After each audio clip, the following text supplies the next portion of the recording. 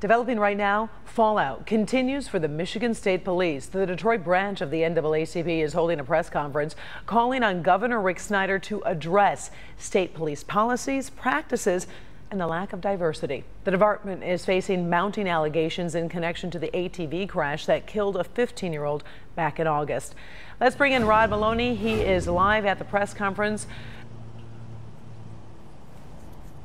Yeah, hi, Karen. Good afternoon. You know, it's a situation where the NAACP wants to reach out to the governor to discuss essentially the resignation of the chief of the Michigan State Police, Christy Kibbe-Etu.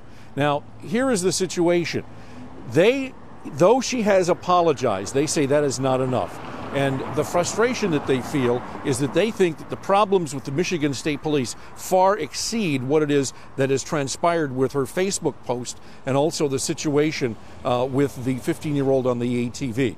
They say that the MSP is flat out racist. They say that the numbers of African American and minority officers has fallen in half since 1993, when the MSP was under a consent decree to try and fix these kinds of problems. They say that there is institutional racism within the organization, and they want it changed, and they want it changed now, so that they have much to discuss with the governor. This is Wendell Anthony, the head of the Detroit NAACP.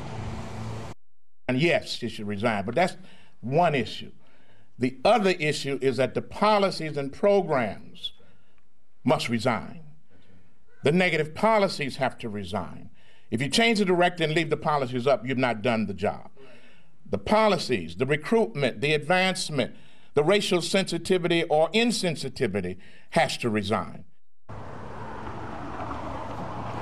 And so the governor has not spoken with Wendell Anthony, at least that's what he told us here today. We've reached out to the governor's office, haven't heard back from them, but interestingly enough, I did talk to the Michigan State Police, and their spokesman, Lieutenant Mike Shaw, told me that this is just political grandstanding, that the chief has said that she has apologized, or that she is sorry, and that she has apologized, and that she will not be resigning. And when it comes to things like minority recruitment, they're saying that if the NAACP had tried to reach out and work with Michigan State Police, that maybe some things like that could change. Much more to talk about with this. We'll have it on Local 4 News later on and in the 5 o'clock hour. Reporting live in Detroit, Rod Maloney, Local 4.